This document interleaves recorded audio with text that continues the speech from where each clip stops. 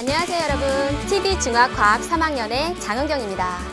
우리는 지난 시간에 물질의 변화에 대해서 살펴봤었죠. 오늘부터는요, 화학 변화가 일어날 때 질량의 변화가 있는지 없는지 살펴보려고 합니다. 특히 앙금이 생성될 때, 그리고 기체가 발생할 때, 그리고 금속이 연소될 때 질량이 보존되는지를 살펴보겠습니다.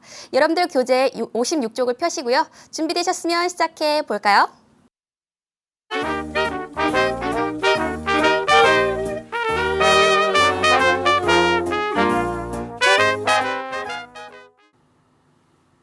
이제부터는요, 화학 변화가 일어날 때 질량이 변하는지 변하지 않는지에 대해서 살펴볼 건데요. 이것에 관심을 가지고 있었던 프랑스의 라부아지에라는 과학자가 있었습니다. 이 라부아지에라는 과학자는요, 우리가 실험실에서 흔히 볼 수 있는 그 유리로 된 그런 도구들을 만들기도 했고요. 그리고 여러 가지 화학 물질들의 이름을 정리하기도 했습니다. 이렇게 화학 발전에 큰 공헌을 해서 근대 화학의 아버지라는 그 명칭을 얻기도 했는데요. 이 라부아지에가 살던 시대는 프랑스 시민혁명이 일어나던 시대라고 합니다. 근데 이 라부아지에가 그 당시에 세금을 걷던 일을 했대요. 그래서 시민들로부터 굉장한 미움을 받아서 결국에는 단두대에서 처형됐다고 합니다. 굉장히 안타깝죠?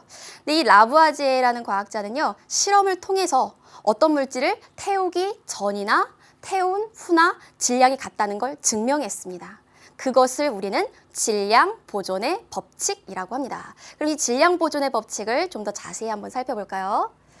질량 보존의 법칙은요, 화학 반응이 일어날 때 반응하기 전 물질의 총 질량과 반응이 일어난 후 물질의 총 질량은 항상 같다는 겁니다. 그래서 이 관계를 이렇게 식으로 정리하면요, 반응이 일어날 때 참여하는 물질을 반응물이라고 하죠. 이 반응물의 전체 질량과 이 반응물이 모두 다 반응을 해서 만들어진 생성물의 질량은 항상 같다는 거죠. 우리가 보기엔 너무나도 당연한 이치인 것 같은데 이 당시에는 굉장히 획기적인 이론이었습니다. 그럼 왜 이렇게 질량 보존의 법칙이 성립하느냐? 우리가 지난 시간에도 배웠듯이요, 화학 반응이 일어나는 동안은요, 그 구성하고 있는 원자들의 종류나 수가 변하지 않습니다. 왜냐하면 원자라는 것도 입자이기 때문에 이 배열이 다 바뀔 뿐 없어지거나 새로 생길 수 없기 때문이죠. 그래서 예를 들어서 한번 살펴볼까요? 지금 여기 도시가스의 주 원료인 메테인이 있습니다. 이 메테인을 태울 텐데요. 태우려면 공기 중에서 꼭 필요한 기체, 산소 기체가 필요하죠. 그럼 메테인과 산소가 열과 빛을 내면서 빠르게 타면 이산화탄소와 물이라는 물질이 만들어지는데요. 이때 이 화살표를 기준으로 왼쪽에 있는 물질들을 반응물, 그리고 화살표를 기준으로 오른쪽에 있는 물질들을 우리가 생성물이라고 하죠. 그럼 반응 전에 이 메테인과 산소를 이루고 있는 원자들의 종류를 한번 정리를 해봅시다. 메테인은요, 탄소 하나에 수소 4개로 이루어져 있고요. 이때 이 산소 기체들은요, 산소 원자 2개가 붙어서 이렇게 하나의 분자들을 만들죠. 그리고 반응 후에는요, 탄소 하나에 산소 2개로 이루어진 이산화탄소와 산소 하나에 수소 2개로 이루어진 이러한 물들을 만듭니다. 그럼 다시 반응 전에 원자의 개수 다 정리해 봅시다. 반응 전에 탄소의 개수는 메테인 속에 하나 들어있었네요. 그리고 반응 전 수소의 개수는 메테인 속에 4개 들어있었고요. 반응 전의 산소의 개수는 총 4개였습니다. 근데 반응 후에는 이산화탄소와 물이라는 새로운 분자가 만들어졌죠. 그래도 그 속에 들어있는 원자들 보겠습니다. 탄소는 이산화탄소 속에 들어있네요. 탄소 1개. 그리고 수소는요, 물 속에 들어있습니다. 수소란 원자는 물 속에 4개 들어있고요. 그리고 산소란 원자는 이산화탄소에 2개, 그리고 물 속에 2개, 총 4개가 들어있습니다. 이렇게 반응 전이나 반응 후나 원자의 종류와 개수가 변하지 않기 때문에 반응물과 생성물 전체의 질량은 항상 같다라는 것이죠. 그럼 이제부터는 본격적으로 앙금이 만들어질 때 질량이 어떻게 달라지는지 한번 살펴볼까요? 우리가 앙금을 만드는 반응을 앙금 생성 반응이라고 하는데요. 앙금이라는 말 자체가요, 우리가 누가 친구와 싸웠을 때 마음에 앙금이 남았다 하면 뭔가 풀리지 않은 뭔가가 남았다는 뜻이죠. 이처럼 물에 녹지 않는 물질이 만들어지는 과정을 앙금 생성 반응이라고 합니다. 그럼 여기 실험을 보면요, 지금 2개의 비커를 준비하고요, 이 한쪽에는 탄산 나트륨이라는 수용액을 집어넣고 다른 한쪽에는 염화칼슘이라는 수용액을 집어넣습니다. 그런 다음에 이 전체 질량을 재봤더니 지금 질량이 70.5g이었네요. 그런 다음에 이 두 시험관 중에서 여기에는 염화칼슘 수용액을 탄산 나트륨이 들어있는 쪽으로 쭈르륵 붓습니다. 그랬더니 지금 용액의 양이 좀 많아졌죠. 그랬더니 탄산칼슘이라는 흰색의 앙금을 만들었고요.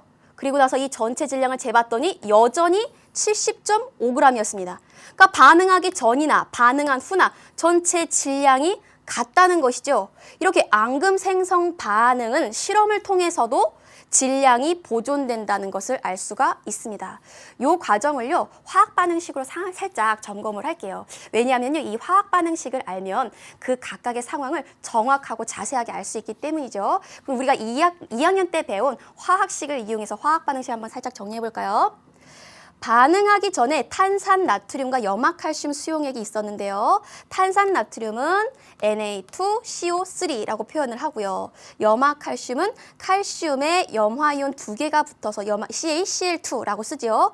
그러면 이들이 수용액에 들어가게 되면 각각이 쪼개져서 이렇게 결합을 해서 탄산칼슘이라는 흰색 앙금을 만들고요. 그리고 나머지 나트륨과 염화이온은 수용액 상태로 그대로 남아있게 됩니다. 그러면 앙금 생성 반응에서 왜 질량이 보존되는지 그 다음 그림으로 한번 살펴볼까요? 여기에 탄산 나트륨 수용액이 들어있습니다. 이 수용액을 자세히 살펴보니까요. 나트륨 이온이 들어있고요. 노란색 나트륨 이온, 그리고 여기 큰 탄산 이온이 들어 있습니다. 그리고 염화칼슘 수용액도요, 자세히 살펴보니까 요 가운데 칼슘 이온과 초록색의 염화 이온들이 들어 있네요. 근데 이 둘을 섞으면요, 이 속에 들어있는 칼슘 이온과 이 속에 들어있는 탄산 이온이 쩍 결합을 해서 탄산 칼슘이라는 앙금을 만들죠. 그리고 나머지 나트륨 이온과 염화 이온은 그냥 수용액 속에 녹아 들어 있습니다. 이 화살표를 기준으로 왼쪽을 반응물이라고 했고요. 화살표를 기준으로 오른쪽을 생성물이라고 했는데 반응물이나 생성물이나 그 속에 들어있는 입자들의 개수가 변하지 않았죠. 따라서 앙금 생성 반응에서는 반응 전, 반응 후 질량이 같습니다. 질량 보존의 법칙이 성립합니다. 그럼 지금까지 배운 내용을 문제로 점검해 볼까요? 여러분들 교재 64쪽 2번입니다. 그림과 같이 염화나트륨 수용액과 여기 염화나트륨 수용액이 들어있겠네요. 질산은 수용액의 질량을 측정한 후 혼합했다. 이때 일어나는 변화로 옳은 것은 이 상황을 우리가 화학 반응식으로 살짝 정리를 하고 가겠습니다. 염화나트륨 수용액은 우리가 NaCl이라 쓰죠. 염화나트륨. 다음 질산은 수용액은요. 은이온과 질산이온이 들어있을 겁니다. 그럼 이 둘이 반응을 하면 각각의 이온들이 이렇게 쪼개지겠죠? 이 중에서 염화이온과 은이온이 단단하게 결합해서 염화은이라는 흰색 침전물을 만들고요. 나머지 나트륨 이온이나 질산 이온은 수용액 상태로 남아 있을 겁니다. 그럼 보기를 하나씩 보면서 살펴보도록 하죠. 1번, 반응 결과 기체가 발생한다. 여기에서는 앙금이 생성되는 반응이죠. 기체는 발생하지 않았습니다. 다음 2번, 반응 후에 질량이 증가한다. 앙금이 만들어지는 동안 지금 이 안에서만 반응이 일어났죠. 이때 밖으로 또는 안으로 들어오는 물질이 하나도 없어요. 앙금 생성 반응은. 따라서 실험을 통해서도 질량이 보존되는 것을 우리가 보여줄 수 있는 실험이죠. 따라서 반응 후에도 질량이 변함이 없습니다. 다음 3번. 수용액 속에 들어있었던 이온의 일부가 앙금으로 변했지요. 그래서 3번 맞습니다. 그래서 정답은 3번이지만 4번과 5번도 한번 볼까요? 반응 전후에 이온의 수가 증가한다. 반응하기 전에는요, 이 각각의 시험관 속에 나트륨 이온, 염화 이온, 그리고 이쪽에는 은 이온, 질산 이온, 이 네 종류의 이온들이 각각 둘둘씩 들어 있었어요. 그런데 이것들이 섞이니까 그 중에서 염화 이온과 은 이온이 결합해서 단단한 앙금을 만들었죠. 그럼 나머지 나트륨과 질산만 이온으로 남아 있습니다. 그래서 오히려 반응이 일어날수록 이온의 수는 줄어들게 됩니다. 그래서 4번 틀리고요. 5번 염화나트륨과 질산은이 반응하면 염화, 질산, 나트륨화은? 염화이온도 음이온이고요. 질산이온도 음이온이에요. 음이온과 음이온끼리는 청력이 작용해서 결합할 수가 없죠. 나트륨 이온과 은이온은 둘 다 양이온이에요. 이런 경우에는 화합을 만들지 않죠. 항상 양이온과 음이온이 정전기적 인력에 의해서 결합을 합니다. 그래서 5번 반응식은 잘못됐네요. 염화, 은과 질산, 나트륨이 만들어진다로 바꿔야겠습니다. 따라서 답은 3번이 되겠습니다. 그럼 다음 문제 살펴볼까요? 그림과 같이 염화나트륨 수용액과 질산은 수용액 같은 문제죠. 이때 질량을 비교한 것으로 옳은 것을 보기에서 있는 대로 고른 것은 나트륨의 질량과 질산은 질량이 같다. 괜히 화학식을 지웠네요. 다시 쓸게요. 염화나트륨과 질산은의 반응을 하면 염화은의 앙금이 만들어지고 질산 나트륨은 이온으로 남죠. 이때 염화나트륨의 질량 그리고 질산은의 질량 이것은 둘 다 반응물이죠. 근데 지금 이 문제에서는 이 반응물을 둘 다 뭐 같이 줬다, 뭐 같은 질량으로 줬다, 뭐 다르게 줬다 이런 언급이 전혀 없습니다. 따라서 기억은 알 수가 없죠. 다음 니은 반응 전 수용액의 질량은 반응 후 앙금의 질량과 같다. 반응하기 전 수용액의 질량은 이 둘을 다 더한 것이겠죠. 반응 후에 만들어진 앙금은 이것만 해당됩니다. 우리가 질량 보존의 법칙이 성립한다, 성립하지 않는다를 얘기할 때는요. 반응물 전체 질량과 생성물 전체 질량을 둘이 동시에 비교해야 돼요. 근데 지금 여기에서는 반응 전 수용액은 전체 질량을 제시했으면서 반응 후에서는 앙금만 지금 제시했죠. 따라서 앙금보다는 이 반응 전 수용액의 질량이 더 크겠죠. 따라서 니은 틀립니다. 다음 디귿 볼까요? 디귿 보여주세요. 반응 전 물질의 총 질량과 반응 후 물질의 총 질량 이것은 크기가 같다는 걸 실험을 통해서 보여줄 수 있지요. 이것이 질량 보존의 법칙이죠. 마지막 염화나트륨과 질산은의 질량은 이 둘을 얘기하는 거네요. 이것은 생성된 앙금의 질량 이것보다 크다. 그렇죠. 우리가 좀 전에 니은복에서 봤던 것이죠. 리을 따라서 맞습니다. 답은 디귿과 리을이 되겠습니다. 그럼 다음 챕터로 넘어가 볼까요?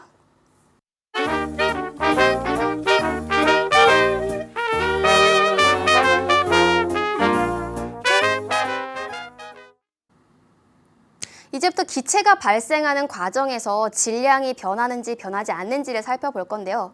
여러분, 기체가 발생하면 항상 화학 변화가 일어난 걸까요? 이렇게 질문하면 왠지 아닌 것 같죠, 느낌상.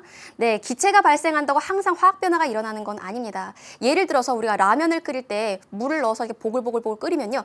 그 냄비 바닥에서부터 기체가 올라오죠. 그 기체의 성분은 뭐죠?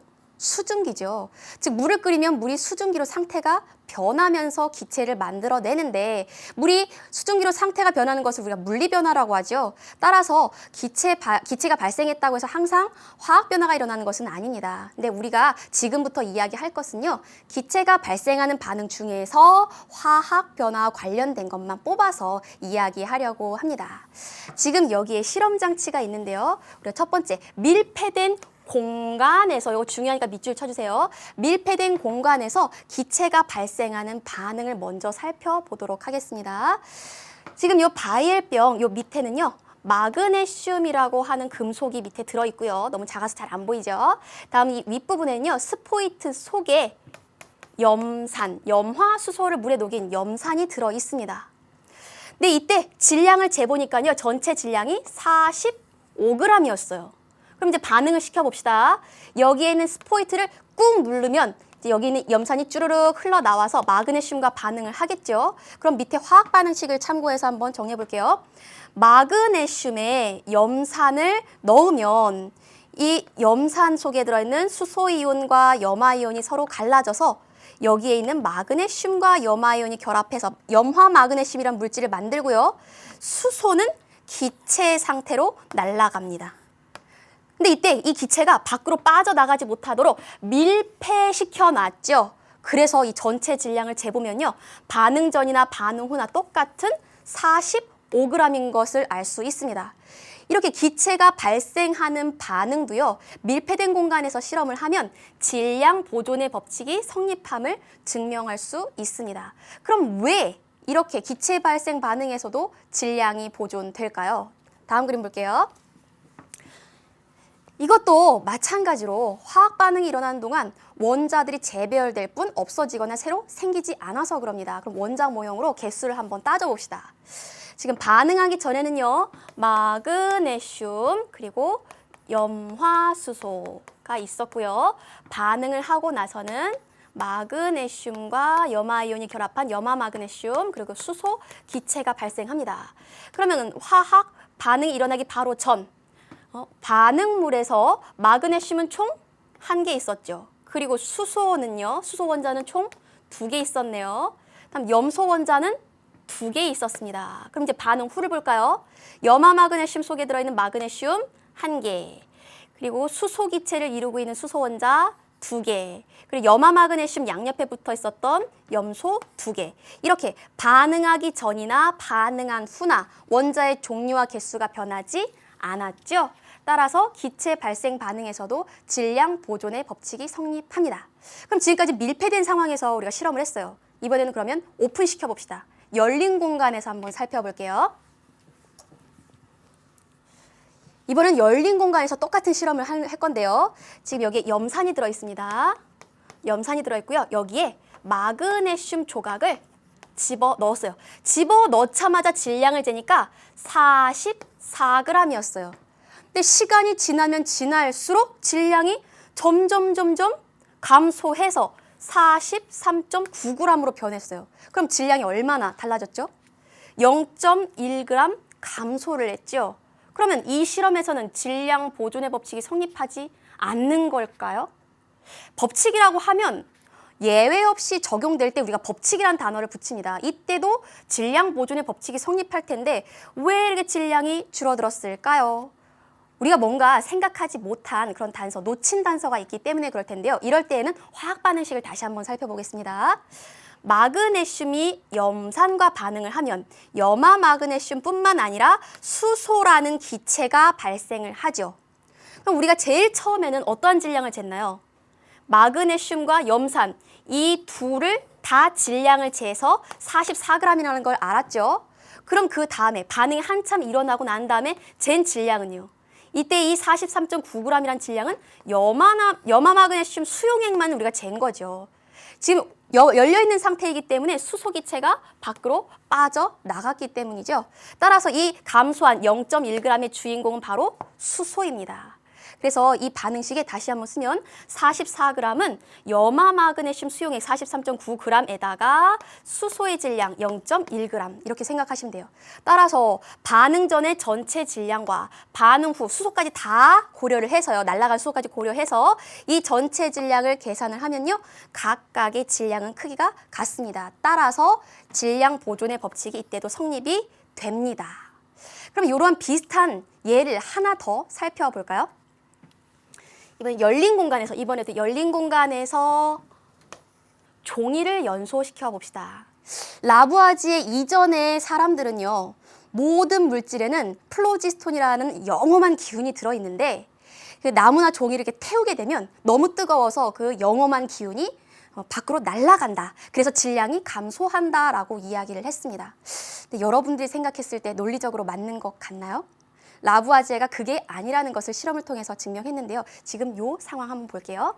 지금 여기에 종이가 있습니다. 종이를 태우면 재가 되지요. 그러면 종이와 공기 중에 있는 산소까지 질량을 다 더해서 종이와 산소를 다 더한 질량을 만들어진 재와 비교하면 누가 더 질량이 클까요? 당연히 얘가 더 질량이 크겠죠. 즉, 종이를 태우면 태울수록 질량이 작아집니다. 그럼 질량 보존의 법칙이 성립하지 않아서 그런가요? 그게 아니죠. 우리가 빼먹은 게 있기 때문에 그렇죠. 그럼 화학 반응식으로 한번 정리해 볼게요. 종이가 타기 위해선 산소가 필요한데 이렇게 타고 나면 재뿐만 아니라 종이를 이루고 있었던 물질이 탄소랑 수소가 있죠. 그럼 여기 있는 탄소와 산소가 반응해서 이산화탄소를 만들고요. 또 수소와 산소가 결합해서 물 또는 뭐 수증기라고 해도 되죠. 이러한 물질들이 만들어집니다. 근데 여기에는 이산화탄소와 수증기는 공기 중으로 잘 날아갈 수 있죠. 그래서 이 질량을 빼면 당연히 질량이 감소하죠. 근데 우리가 질량 보존의 법칙이 성립하느냐, 성립하지 않느냐를 볼 때는 반응 전의 전체 질량, 그리고 반응 후에 만들어진 물질의 전체 질량, 이 둘을 비교해야 됩니다. 따라서 이 둘을 다 비교하면요, 결국에 질량 보존의 법칙은 성립합니다. 그러면 이것과 관련된 문제 하나 잠깐 짚고 넘어갈까요? 65조 5번입니다. 달걀 껍데기와 염산을 그림과 같이 페트병에 넣어 마개를 막았네요. 마개를 막고 질량을 측정한 후 병을 흔들어 염산과 달걀 껍데기를 반응시키고 다시 한번 질량을 측정하였다. 이 실험에 대한 설명으로 옳은 것을. 지금 이 상황을 우리가 화학식으로 한번 살짝 점검하고 갈게요. 달걀 껍데기를 이루고 있는 성분은 탄산, 칼슘입니다. 탄산, 칼슘. 여기에다가 염산을 넣으면요. 염산은 염화수소라는 물질이지요. 그러면 여기에는 칼슘과 염화이온이 결합해서 염화칼슘이라는 물질을 만들고요. 그리고 여기에는 탄소와 산소가 재결합해서 이산화탄소가 만들어지고요. 여기에 있는 수소와 산소가 결합해서 물이 만들어집니다. 그럼 이때 셋 중에서 이산화탄소가 기체죠. 쉽게 날아갈 수 있을 겁니다. 그런데 지금 뚜껑을 막아놨죠. 마개를 막아놨죠. 그럼 반응하기 전이나 반응한 후나 질량이 같다는 것을 실험을 통해서도 보여줄 수 있는 거지요. 그럼 보기 살펴볼까요? 1번 질량 보존의 법칙을 설명할 수 있죠. 실험을 통해서 설명할 수 있습니다. 따라서 1번이 바로 답이네요. 2번도 보겠습니다. 마개를 열고 반응시키면 질량이 증가한다? 아니죠. 이산화탄소가 빠져나가겠죠. 그럼 질량은 오히려 감소할 겁니다. 2번 틀리고요. 3번 반응 후에 앙금이 발생한다. 이 실험에서는요. 염화, 칼슘이라는 이 물질 자체가 물에 굉장히 잘 녹는 물질이에요. 그래서 앙금은 생기지 않습니다. 다음 4번 볼까요? 반응 후에 산소 기체가 발생한다? 산소가 아니라 이산화탄소라는 기체가 발생하죠. 따라서 틀리고요. 5번 기체가 관여하는 반응에서는 질량 보존의 법칙이 성립하지 않는다. 법칙이라는 건 예외 없이 적용됩니다. 근데 질량이 작게 측정되는 이유는 빠져나가는 기체를 우리가 고려하지 않았기 때문이죠. 따라서 답은 1번입니다. 그럼 다음 챕터로 한번 넘어가 볼까요?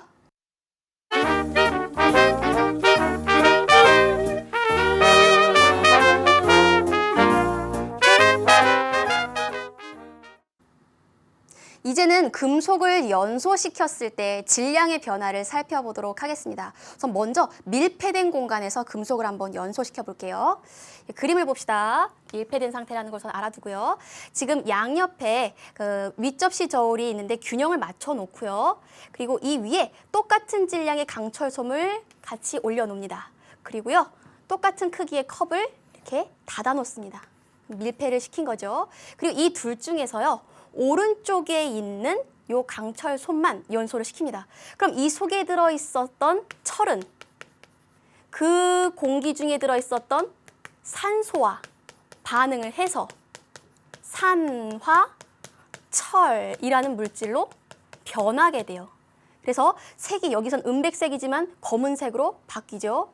그랬음에도 불구하고 양쪽의 균형이 맞다는 것은 반응하기 전이나 반응한 후나 질량이 같다는 겁니다. 따라서요, 이렇게 밀폐된 공간에서 금속을 연소시키면요, 질량이 보존된다는 것을 실험을 통해서도 증명할 수 있습니다. 그럼 이번에 열린 공간에서 한번 해볼게요. 열린 공간을 보시면요. 이번엔 구리를 한번 가열시켜 볼까요? 지금 여기 구리가 있습니다. 구리의 질량은 4.5g이었습니다. 근데 이 구리를 태웠어요. 태운다는 것은 공기 중에 있는 산소가 이제 달라붙는다는 거죠. 그렇게 해서 산화구리라는 물질이 만들어졌어요. 반응하기 전엔 붉은색이었는데 반응하고 났더니 검은색으로 변했네요. 그랬더니 전체 질량이 5.6g으로 질량이 1.1g 늘어났습니다. 그럼 여기서는 질량 보존의 법칙이 성립하지 않아서 그럴까요? 그게 아니라 우리가 뭔가 놓친 게 있어서 그럴 수도 있죠. 그럼 화학 반응식으로 한번 정리를 해볼까요?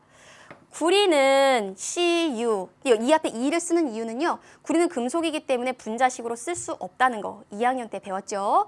여기에 산소 기체가 반응을 하면 산화구리라는 물질이 만들어집니다. 그럼 우리가 제일 처음 4.5g을 쟀던 것은 이 중에 누구일까요?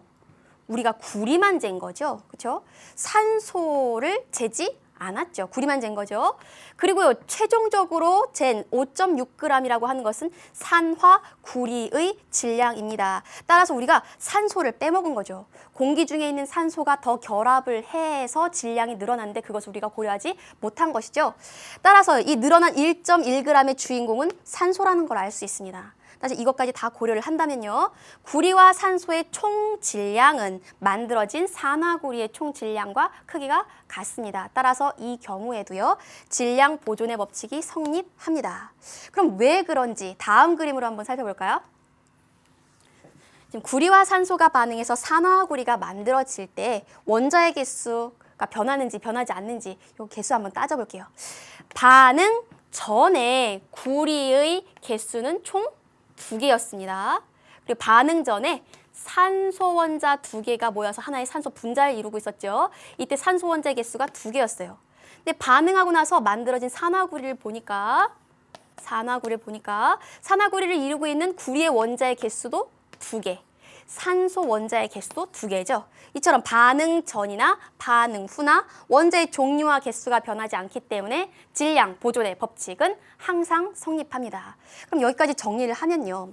앙금을 만들던지 기체가 발생하던지 그리고 이렇게 금속이 연소하던지 어떠한 화학 반응이던지 간에 질량 보존 법칙은 항상 성립합니다. 근데 오픈된 공간에서는 기체가 빠져나갈 수도 있고 또는 기체가 달라붙을 수도 있어서 질량이 커지거나 줄어들 수도 있죠. 근데 그때 날아가거나 들어온 기체의 질량까지 고려하면 질량 보존의 법칙을 성립한다는 것을 우리가 증명할 수 있습니다. 그럼 여기까지 배운 내용 문제로 점검해 볼까요? 여러분들 교재 64쪽 4번입니다. 공기 중에서 다음과 같은 반응이 일어날 때 반응 전과 반응 후의 질량이 변하지 않는 것은? 이라고 되어 있네요. 그럼 보기 각각 하나하나씩 살펴보도록 하겠습니다. 1번, 강철솜의 연소 반응. 강철솜은 금속이죠. 금속이 연소할 때는 공기 중에 있는 산소와 결합하기 때문에 산소의 질량만큼 더 질량이 늘어나게 되지요. 질량이 늘어난다는 사실을 알고 있지만 그 내용을 좀 더 자세히 화학 반응식으로 정리를 한번 해볼게요. 강철솜을 이루고 있는 물질은 철입니다. 이 철이 공기 중에 있는 산소와 반응해서 산화철이라는 물질을 만들게 되지요. 그럼 철을 우리가 화학식으로 한번 표현해 볼까요? 철의 원소 기호는 Fe-였죠. 그리고 산소 기체는 산소 원자 2개가 모여서 하나의 분자를 만들고요. 이렇게 해서 만들어진 산화철은요. 철 2개에 산소 3개가 붙어있는 이런 검은색의 산화철을 만듭니다. 그래서 개수를 선생님이 빨리 맞춰보면요. 4, 3, 2 이런 식으로 되고요. 다음 두 번째 과산화수소를 살펴볼까요? 과산화수소는 우리가 소독약으로 주로 쓰는데요. 상처 부위에 과산화수소를 뿌리면 부글부글 기체가 나오죠. 그때 그 기체의 성분이 뭐죠? 산소죠, 산소. 따라서 과산화수소가 분해되면 분해될수록 산소라는 기체가 공기 중으로 빠져나가기 때문에 전체 질량은 줄어들게 될 겁니다. 하지만 이 내용을 좀 더 자세히 화학식으로 정리를 해볼게요. 과산화수소는 물과 산소로 쪼개지지요. 이러한 반응이 일어날 때 촉매를 주로 이용하고요. 그래서 화학식으로 정리해 봅시다. 과산화수소는 물보다 산소가 과하다 해서 이름이 과산화수소라고 붙었어요. 이것이 물과 산소로 쪼개지네요. 그래서 화학식을 빨리 맞추면 이러한 식으로 정리할 수 있습니다. 다음 3번 볼까요? 탄산칼슘과 묽은염산이 반응을 한다. 우리 일상생활에서 탄산칼슘 어디에서 볼 수 있나요? 달걀 껍데기나 분필 또는 여러분들의 이 치아의 성분이 바로 탄산칼슘입니다. 여기에 묽은염산을 뿌리면요. 부글부글 기체가 나와요. 이때의 기체는 이산화탄소라는 기체예요. 그럼 이 기체가 발생하면 발생할수록 전체의 질량은 줄어들겠죠. 그 과정이 딱 와닿지가 않죠? 그럼 화학식으로 한번 정리를 해볼게요. 탄산, 칼슘이라는 물질이 염산과 반응을 하면 여기다 쓸까요? 염화, 칼슘이라는 물질과 물도 만들고요. 이산화탄소라는 물질도 만듭니다. 이것을 화학식으로 한번 정리해 볼까요? 탄산칼슘, 우리가 2학년 때 화학식을 어떻게 쓴다고 배웠죠? 칼슘, 양이온 먼저 쓰죠. 그리고 탄산 뒤에 붙이고요. 다음 염산은 염화수소를 물에 녹인 게 염산이고요. 이렇게 해서 만들어진 것은 염화칼슘, 그리고 물, 그리고 이산화탄소가 되겠습니다. 그래서 개수를 맞추면 이런 식으로 되겠네요. 다음 4번 보도록 할게요. 아이오딘과 칼륨과 질산납이 반응을 했다. 그럼 이 속에서 아이오딘이라는 이온과 납이라는 이온이 쩍쩍 달라붙어서 앙금을 만들게 되죠. 그럼 앙금을 생성하는 이러한 반응에선 질량이 변하나요? 질량이 변하지 않죠. 앙금을 만드는 동안 바깥에서 안으로 또는 안에서 바깥으로 나가는 일이 없지요. 따라서 이 앙금 생성 반응으로 질량 보존 법칙을 실험을 통해서도 설명할 수 있습니다. 따라서 답은 4번이 되겠네요. 그래도 이것도 같이 정리를 할게요. 여기 옆에다가 할게요. 4번.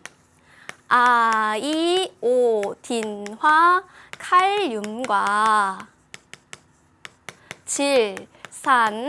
질산납을 반응시키면 그 속에 들어있는 아이오딘과 납이 결합해서 앙금을 만들어서 침전하고요. 나머지 질산과 칼륨은 그대로 수용액 속에 남아 있습니다. 화학식을 정리해 볼까요? 아이오딘과 칼륨, KI라고 쓰지요.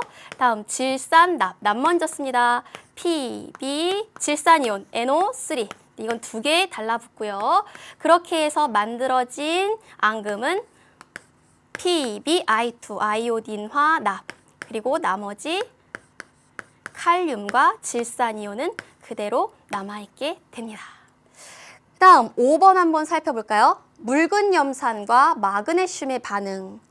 마그네슘은요, 금속입니다. 이러한 금속과 산이 반응하면요, 뽀글뽀글 기체가 나와요. 그 기체는 수소 기체예요. 그럼 반응이 일어나면 일어날수록 이 기체가 공기 중으로 빠져나갈 수 있겠죠. 따라서 질량은 작아질 겁니다. 그 과정도 한번 정리해 볼까요? 묽은 염산, 염화수소라고도 하고요. 이게 마그네슘이랑 반응을 하면 염화 마그네슘이 만들어지고 그리고 수소 기체가 발생합니다. 화학식으로 정리해 봅시다. 염산, 염화수소라고도 쓰죠.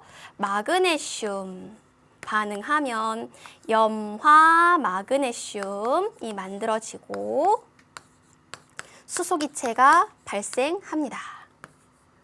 그래서 정답은 4번이 되겠습니다. 그럼 다음 문제 살펴볼까요? 65쪽 6번입니다. 그림과 같이 막대 저울에 같은 질량의 강철솜을 매에 달고 수평을 잡은 뒤에 B의 강철솜만 토치로 가열을 하였다. 강철솜의 질량 변화 그 이유를 옳게 설명한 것은 지금 여기 강철솜이 매달려 있습니다. 강철솜은 철로 이루어져 있지요. 한글로 쓸게요. 철. 근데 토치불꽃으로 가열을 했으니까 공기 중에 있는 산소들이 점점점 여기에 와서 달라붙겠죠. 그렇죠? 그럼 철과 산소가 결합을 하면 무엇이 만들어지나요? 산화철이라는 물질이 만들어지지요. 그러면 철과 산화철 이 두 가지 물질을 비교해 볼게요. 철보다 산화철의 질량은 더 크겠죠. 왜? 공기 중에 있는 산소가 더 달라붙었기 때문이죠. 이 산소의 질량만큼 더 질량이 증가했겠죠. 따라서 철만 있었던 A에 비해서 산소까지 달라붙어 만들어진 산화철 B의 질량이 훨씬 더 큽니다. 그 이유는 공기 중에 있는 산소가 철과 결합했기 때문입니다. 그럼 그 다음 문제 한번 살펴볼까요? 여러분들 교재 65쪽 8번 문제입니다. 그림과 같이 밀폐된 공간에서 강철솜을 연소시킨 후 질량이 보존되는 이유로 옳은 것은? 그럼 이 상황을 화학식으로 먼저 정리해보고 할게요. 지금 양쪽에 똑같은 질량의 강철솜을 넣어두고 그리고 밀폐된 용기로 덮어놨습니다. 그리고 둘 중에 이 한쪽만 이 철을 가열을 합니다. 그러면 철이 이 용기 안에 들어있는 산소와 반응을 해서 산화철이라는 물질이 만들어지겠죠. 근데 그럼에도 불구하고 양쪽의 균형이 똑같이 맞다는 것은 반응하기 전 전체의 질량이나 반응하고 나서 만들어진 이 전체의 질량이 같다는 거죠. 이렇게 금속이 연소되는 반응도요, 밀폐된 공간에서 일어나면 질량이 보존된다는 것을 실험을 통해서도 증명할 수 있습니다. 그러면 보기 한번 살펴볼까요? 1번, 밀폐된 공간은 산소가 충분하지 않기 때문에 지금 이 오른쪽 거 볼게요. 만약에 이 밀폐된 공간에 산소가 충분하지 않았다면 산화철이 다 만들어지고 나서 이 안에는 남아있는 산소가 하나도 없어야겠죠. 그런데 지금 산소가 남아 있습니다. 그렇다는 것은 밀폐된 공간이라 할지라도 산소가 충분했다는 얘기죠. 그래서 1번 틀립니다. 그다음 2번, 화학 반응 과정에서 원자라는 것은 새로 생기거나 없어지지 않기 때문이다. 그렇죠. 화학 반응이 일어날 때 원자라는 건 재배열될 뿐 없어지거나 새로 생기지 않습니다. 따라서 질량이 보존이 되네요. 그래서 답은 2번이고요. 그 다음 보기 보겠습니다. 반응물 중 산소의 질량은 측정되지 않고 금속의 질량만 측정되기 때문이다. 아니죠. 지금 밀폐된 공간 속에 산소가 같이 들어있습니다. 그러니까 산소의 질량도 고려했다는 겁니다. 따라서 3번 틀리고요. 4번 볼까요?